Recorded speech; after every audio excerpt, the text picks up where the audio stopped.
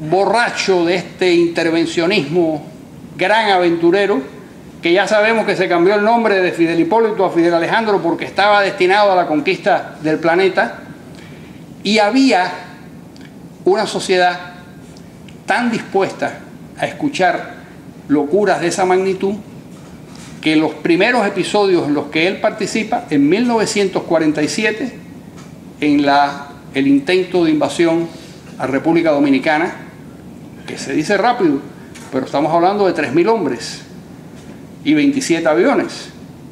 Es decir, era una invasión, era el doble de la invasión de Valle de Cochinos.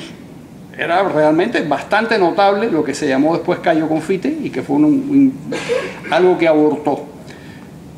Unos meses más tarde, bueno, él sale de ese intento fallido y precisamente como consecuencia de eso acaba en Bogotá y lo sorprende allí el Bogotazo. ¿Qué hace Fidel Alejandro en Bogotá cuando de pronto hay una especie de erupción y de guerra civil en el país? Ese muchacho que tiene 22 años, junto con Rafael del Pino, que era su amigo y compañero, se van a una estación de policía a sublevar la estación de policía para crear un grupo armado, sabe Dios para qué. Ellos acaba, por supuesto, los agarran presos, los meten, los saca el embajador cubano y en un avión que llevaba reses acaba la delegación de estudiantes cubanos que estaban allí, entre ellos estaba Fidel, acaban en La Habana gracias a la intervención del embajador. Pero eso forma parte ya de lo que va a ser la mentalidad de Fidel. Existe en ese momento en el Caribe lo que se llamó la Legión del Caribe, que formaron los costarricenses, los guatemaltecos, exilados dominicanos, y con la ayuda de los gobiernos auténticos cubanos.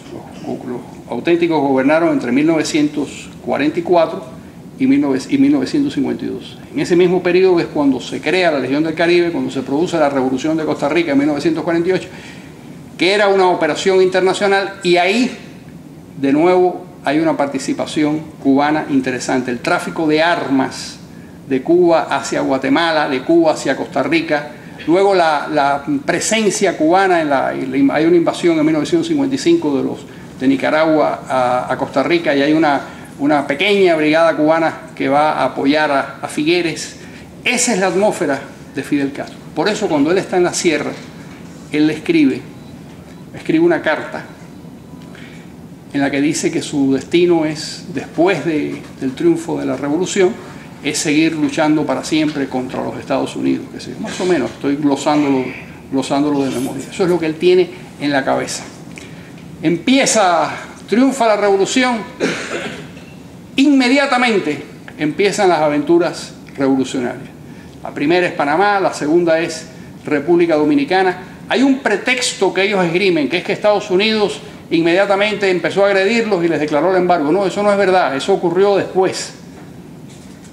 Las intervenciones cubanas en el exterior empiezan inmediatamente después del triunfo de la revolución. Y ahí hay una cadena de actos de intervención que se van complicando y que se van haciendo cada vez más técnicos y con mayores recursos en la medida en que Cuba se involucra con la Unión Soviética. Porque la Unión Soviética a ese impulso primario aventurero le da sentido, forma, métodos y recursos. Y termina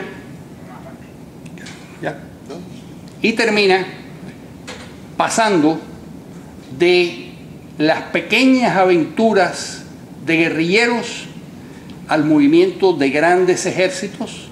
Hay que saber lo que significa mandar 40.000 soldados y oficiales con sus equipos a África a pelear durante 15 años. Eso es un esfuerzo de gran potencia que solo se podía hacer con el concurso de la Unión Soviética. El resumen de todo esto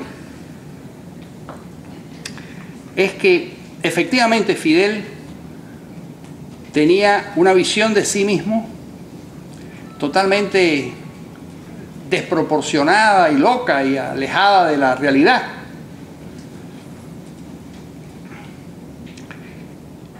pero tuvo el concurso de una sociedad que fue capaz de recibir esos mensajes tan absurdos, tan fuera del sentido común, y convertirlos en objetivos nacionales. Han pasado muchos años, bueno, la intervención en África terminó en el 90 y uno se encuentra muchos jóvenes cubanos que todavía sienten, incluso están exilados y rechazan el comunismo y saben que aquello es un desastre, pero sienten un cierto orgullo por haber formado parte de aquellas aventuras juveniles. He conocido varios casos interesantísimos con los que he discutido lo que es la incoherencia esencial que hay detrás de esa postura.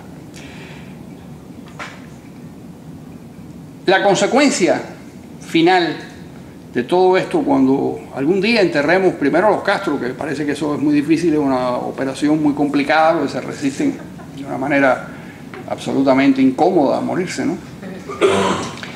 Pero cuando eso ocurra, con ellos y con este episodio va a desaparecer de la historia de Cuba esa equivocada manera de entender el destino, el mejor destino del país, esa lectura irreal de las posibilidades del país. ¿Qué es lo más importante? Es decir, una sociedad debe tener conciencia de cuáles son sus posibilidades, de cuáles son sus alcances reales, y en función de eso trazar sus objetivos. Creo que va a haber un saludable encogimiento del destino nacional, que no es conquistar el planeta, sino conquistar la pobreza, conquistar las posibilidades de vivir organizada y razonablemente dentro del país. Para esos fines, yo creo que ese libro que está preparando el Instituto va a tener alguna utilidad. Muchas gracias.